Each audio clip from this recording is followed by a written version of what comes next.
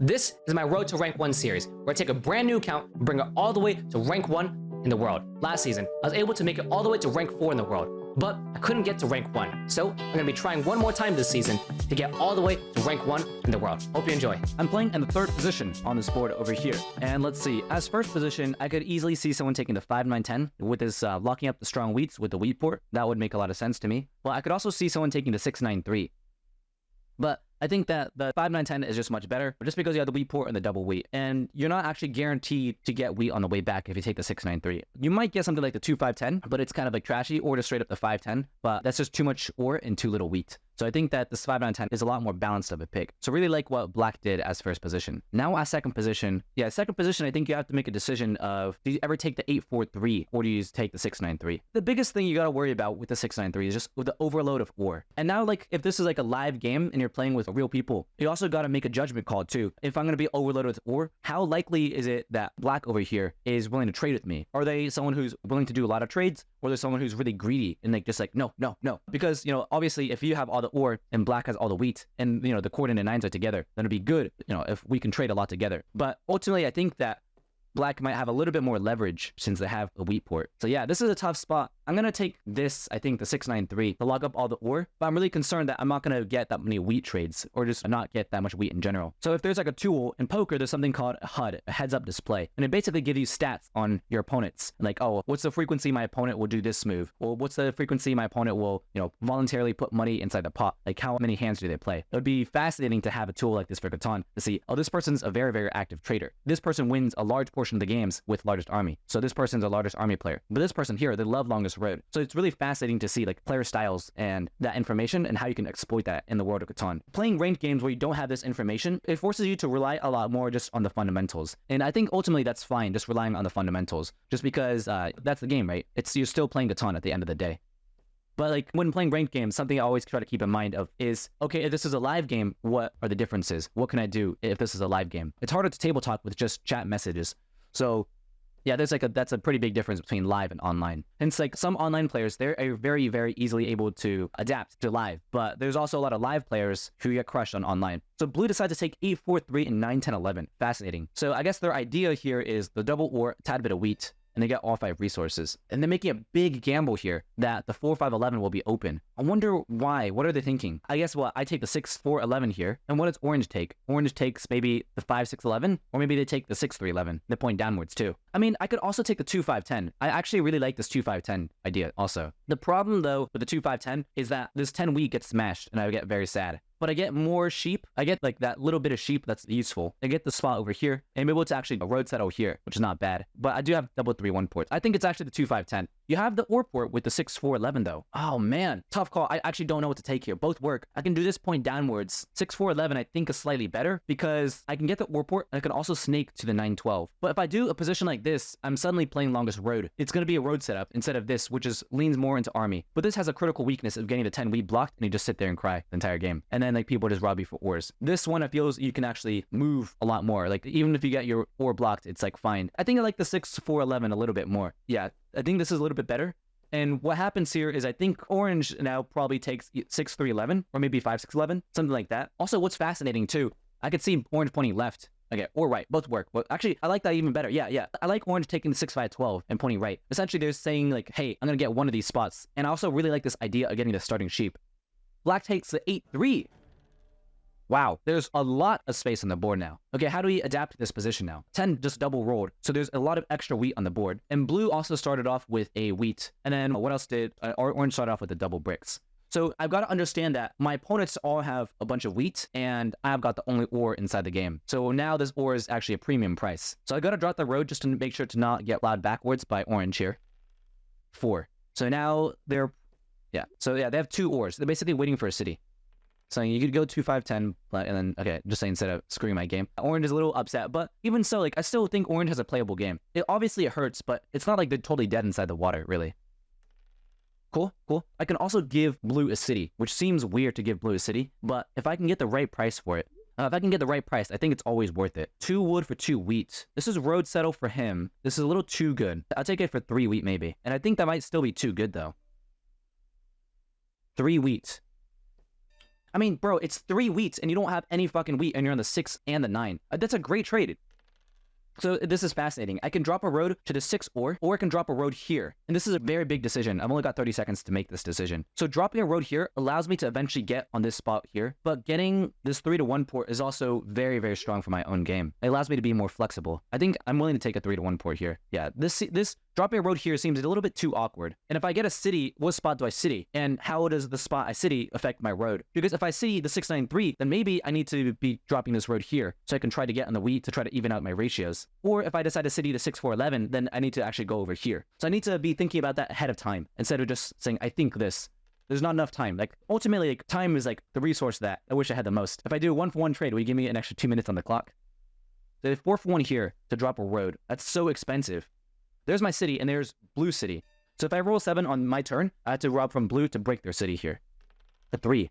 Fascinating, fascinating. What spot do I end up dropping a city on? Do I upgrade the 693? 693 feels like it's just a little bit better because I have all the ore and I can give my opponent's ore for 2 wheats. I can give my ores for great trades here. So I think this is a fine city, but it also gets me blocked way, way, way more. So I got to be very cautious. The 6 rolls. Now blue also drops a city on the 9, 10, 11 here. So now I'm just waiting for any of my wood rolls.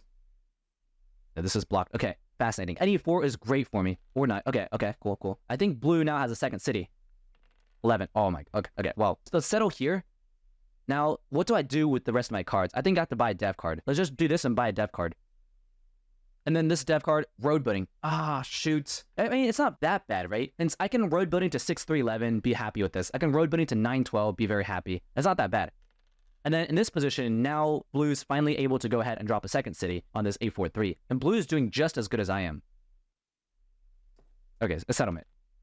I probably get robbed here, but I think blue and we're both in a very... Oh, nice. I don't get robbed. That's good. But yeah, like, whenever it's clear, like, these guys are getting, like, wrecked and, like, there's a one strong opponent, you want to basically be asking, hey, like, I'm willing to take this. Yeah, that's fine with me. A wheat for ore is fine with me. And black's not really doing anything. He just sits there and just cries.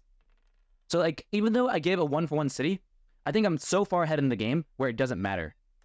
But is that just cope? A 1-for-1 city. I think in that spot, what I would have preferred to do is try to give an ore for a wheat and try to get more cards. That's what I need to try to do. And if they say no, then I go back to 1 card. Black can win the game. If they have the wheat port here, they wanting a wheat for break. But looking at it in hindsight, I think this 1-for-1 trade for a city with black was a little too generous. I'm going to ask for sheep here, which he doesn't have. Maybe something like this I'll take. If I'm going to give you the wood port, oh man, why would... Okay, now black is doing just as good. That 1-for-1 trade is definitely a mistake. It was way too loose, too generous. I mean, a 1-for-1 city where all you do is get 1 rare card and they get a city, like, it makes no sense. It doesn't make any sense here. 2 rolls. Okay, I think I just pass here. There's nothing else I can do. So 6 rolls, that's... Okay. Okay, ooh. So blue goes ahead and takes the spot away and makes a claim for himself. I gotta dodge 7s here. Damn it. Unfortunate. That's pretty bad for me. I gotta do this, I think. Yeah, this makes sense. That's the dump. Gross. I might get solo blocked here, which is even worse. But I'm hoping that the 4 wood gets blocked. Okay, good. I could see myself getting robbed. Oh, the wheat! Dang it! That's ugly. He drops the road now. Ugly. I essentially gave him a city for free. Let's try to do something like this. Let's see. Nice. Cool. I spam clicked it just in case black decides to regret the decision here. Now, at the port for a sheep, the question is, do I go for the 3-1 port or do I go for the 9-12? I think the 9-12 is much better. Yeah, the 9-12 is better. Yeah, it's better. I think it's better. Because ultimately it gives me so much flexibility, right? I think this is better. This is better. And I also have no cards now. Perfect. So I can either go for largest army, longest road. I've got a lot of options. This is a spot where you want to table talk your opponents.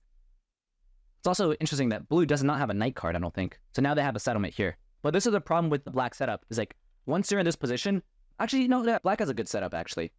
Their setup is fully activated, where they can buy dev cards. And that's the only path to victory, essentially, is to consistently buy dev cards. Now, the question here is, do I block black over here? Or do I decide to block blue, like on the 10 wheat? I think this is...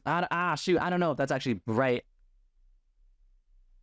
The other spot I was thinking about was blocking the 8 sheep or the 10 wheat. But the 10 literally just rolled, so I don't think blocking it makes sense. I think blue has enough remaining ores in his hand where now he just drops a city on the 8-4-3. And as soon as blue drops a city on the 8-4-3, the game's just... They're also in a very strong position here. While black doesn't have anything in their hand. Yep. That's a mistake right there. And so I gave a free city. And blue's position has a VP. Literally, it comes down to me spending more time on these decisions. Like the moral of the story is that like I need to slow down and not play as fast, which people complain about me all the time about playing too slow. But that's the reason, is because when you make these fast decisions because of the clock, you make more mistakes.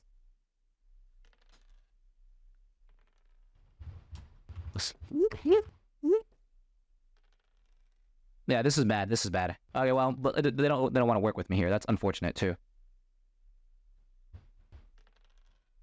I'm gonna settle, but I don't know if that's actually correct. I think it's fine. I get the 3-to-1 port. It allows me to go ahead and actually buy some. Let's try to do something like this. I can do 3 for 2, maybe.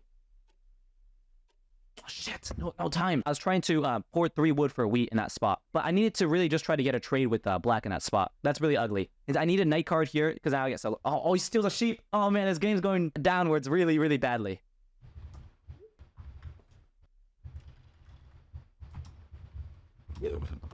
Like, yeah, so like instead of this happening here, like this is ugly since I need to take road here. This is ugly. This is ugly.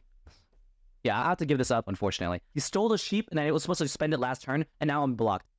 But also, like, I'm giving away my own win condition here. This is ugly. And I guess the way I win this is I need to get largest army here. And I need to buy that D the last turn. This is so bad. That's ugly. This is ugly. Black and I have to work together here. Let's try to do something like this so I can try to buy D. And my opponents don't have this. That's the problem. We gotta do something like this, and I gotta pour my hand. Yeah, there we go. But I need to have a depth card last turn. You're plenty. Yeah. Oh, geez. That's bad. That's really bad. Oh, gosh. They can take road here. 1, 2, 3, 4, 5, 6, 7. Okay. Or buying 2 Ds, that's also just as bad. This is such a winnable game, too. There's a few blunders that made me lose the game. I think trading with black is ultimately fine. Yeah, trading with black is fine. And then orange here not extending also makes us lose the game, too. This is tough. Yeah, this is tough. Yeah, also, like, I think black made a mistake. Instead of the 9 or, it should be the 8 sheep here. And it's not just table talk. It's just blue's just doing too good, and that this can't roll. In order for black to win, also, the 8 has to roll. And it has to roll when this is blocked. Otherwise, when the 8 rolls, like, you're just going to lose to blue, because they're already so far ahead of you. Like, basically, the 9s have to roll here, and then I have to accumulate a bunch of ores. I have to, like, you know, be robbed from blue. Like, then also, I can feed ores to black here. This is just rolled here. I think I just get a city here. I'm just going to get a city, and, yeah, I'm just going to get a city. I'm going to drop 2 roads. And this makes it so I'm at 6 roads, 8 roads, 10 roads. This is interesting since I can take road. Yeah, this is fascinating. Since whoever gets to 10 roads first locks it. So I can, and I wanted to spend all of my cards right there. I wanted to spend all my cards so I don't get robbed right there. But this is not good here.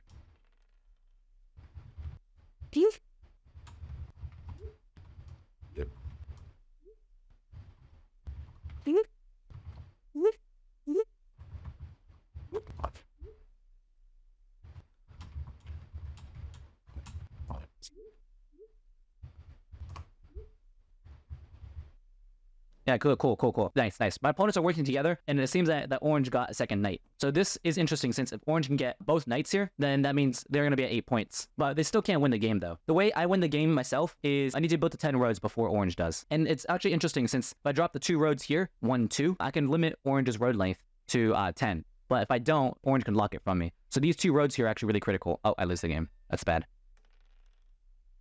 There's not much I can do here, I don't think. Yeah, I think I just pass here. There's nothing I can do. Yeah, I have to try to take road, and then I have to also settle here, too.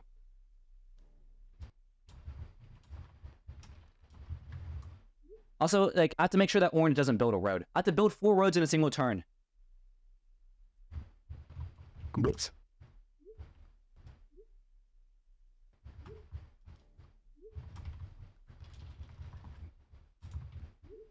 Okay. I need another, like, 11 to roll on my turn. Since if I can win the game, I can roll 11 plus 6 wins me the game here, actually. 12? Oh. Okay, we'll see. Okay, roll me on 11. Damn it. That's so bad. I have to get rid of the sheep, I think. Like this. Oh, shoot. No time. Okay, cool. Damn, there's not enough time. Like, I also think, like, am I messing up with the block, too? Ooh, he doesn't have a knight here. Interesting.